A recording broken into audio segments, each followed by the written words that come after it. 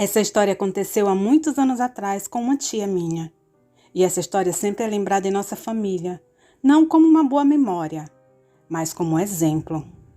Exemplo para se ter cuidado ao escolher aquele que poderá vir a ser o seu parceiro na vida. Tia Joana era uma jovem comum, semi-analfabeta. Trabalhou na roça muito cedo. Foi criada pela mãe e seus irmãos mais velhos. Seu pai faleceu quando ela tinha somente 5 anos de idade. No interior, as coisas eram muito difíceis naquele tempo. Hoje essa minha tia se encontra viva e com seus 83 anos de idade. Então, tia Joana viveu em meio a terríveis dificuldades financeiras. Cada dia era uma luta terrível para arrumar o que comer e assim poder sobreviver. A casa que moravam era muito humilde, piso de terra batida, paredes de barro, telhado de palha, fogão a lenha, pote de barro, uma típica casa do interior. Joana tinha mais 3 irmãos, um homem e 2 mulheres. Cada um deles tinha sua função em casa. Todos acordavam cedo e logo cedo iam trabalhar. Naquele tempo não tinha preguiça não.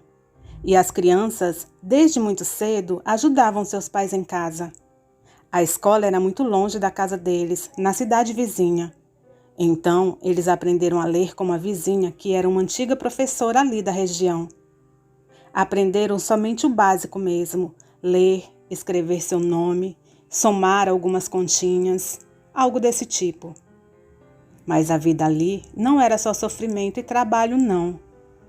Periodicamente, ali pelas redondezas, o povo organizava algumas festinhas para o povo dançar, se divertir, ganhar algum dinheiro também, com comidas e bebidas. E geralmente os jovens da região todos iam. E foi assim, em uma dessas festas, que Joana conheceu Antônio. Os dois se apaixonaram, passaram a noite dançando. Joana só tinha olhos para Antônio e ele para ela.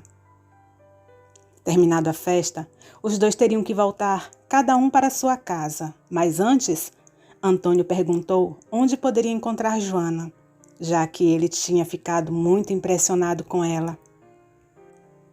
Joana prontamente disse onde ficava sua casa, na esperança de não perder contato com Antônio. E assim foi. Na semana seguinte, Joana recebe a visita daquele que não saía mais de seus pensamentos. Antônio chega na casa de sua família, muito educado, pede para falar com a mãe de Joana e a pede em namoro. Dona Maria conversa ali com aquele jovem, passa logo um sermão nele e diz os termos do namoro. Ele prontamente aceita e assim os dois começam a namorar. O namoro naquela época era diferente de hoje em dia. Era a namorada sentada em uma cadeira, a mãe no meio e o namorado do outro lado. Ou, às vezes, os namorados até sentavam lado a lado, mas a mãe sempre ali vigiando. Ou algum membro da família, pois moça de família era assim. O tempo passou e ambos casaram, antes de completar 1 ano de namoro. Porém, eles iriam morar um pouco distante da casa de Joana, em outra cidade. Mas a partir dali, ela seria responsabilidade do marido e tinha que fazer o que ele quisesse. Joana se mudou. E como naquele tempo não havia telefone disponível nesses locais e correio não chegava até lá, receber notícias dela era bem difícil. Geralmente, só quando algum conhecido ia pelas bandas de lá, onde ela morava. Então a família recebia notícias dela ou mandava alguma encomenda, se a pessoa aceitasse levar. E foi dessa forma que depois de 2 anos de casada, recebemos a notícia de que Joana estava muito doente. Rosário e Fátima, suas irmãs, ficaram muito preocupadas com isso e pediram à sua mãe para que as duas pudessem visitar a irmã. A mãe, já um pouco idosa, permitiu que as duas fossem ao encontro de Joana e ficou aos cuidados de José e Lourdes, seu filho mais velho e sua nora. Chegando à casa de Joana, a situação não poderia ser pior. Rosário e Fátima ficaram horrorizadas. Chegaram à casa de Joana, seu marido não estava. Aliás, estava com 1 semana fora, dizendo ele que trabalhando. E Joana, doente, magra, acamada, sem nada para comer em casa. E a casa era uma tapera. As roupas estavam os farrapos, mal tinha água para beber.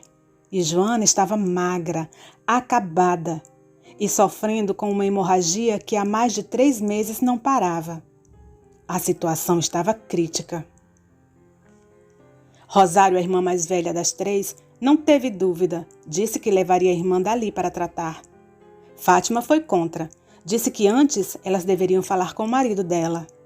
Rosário disse que não daria tempo, elas nem sabiam quando ele iria voltar.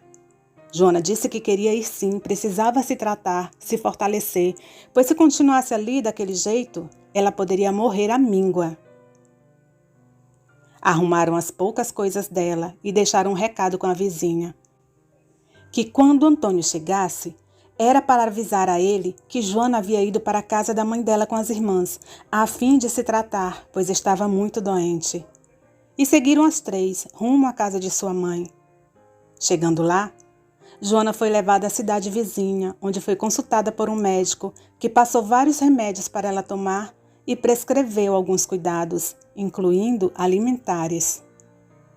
Dessa forma, ela foi se recuperando, ficando mais forte, e em 3 meses ela já estava bem, e assim resolveu que era hora de voltar para a casa de seu marido, que inclusive, esse tempo todo não deu as caras por lá, nem para saber se a esposa ainda estava viva ou morta.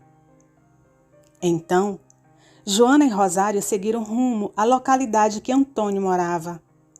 Só que chegando lá, que surpresa Joana tem! Em sua casa já havia outra dona, outra pessoa morando, e ela encontra Antônio e pede satisfação. Ele diz a ela que, como ela demorou, ele casou de novo. Simplesmente isso. Casou com outra, que agora estava lá dentro sendo a mulher dele e dona da casa.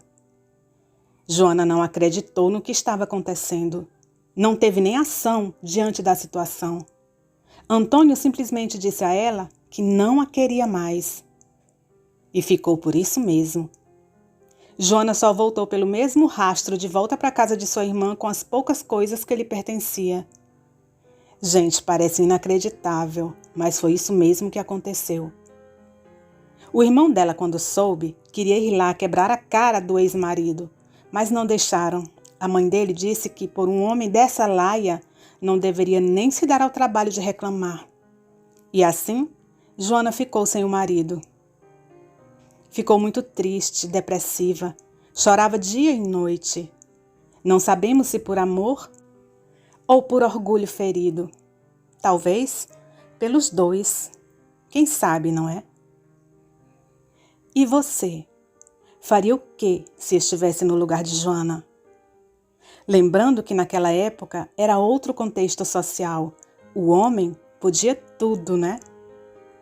Bom, essa é a história de minha tia, que depois casou novamente e teve 3 filhos. Hoje em dia, ela é viúva. Até a próxima história. O canal Arquivo de Histórias agradece a presença de todos. Você já é inscrito no canal? Muito obrigada. Se não for, inscreva-se, deixe seu like. Deixe nos comentários sua opinião sobre a história. Seu feedback é muito importante para nós. Até o próximo vídeo, pessoal.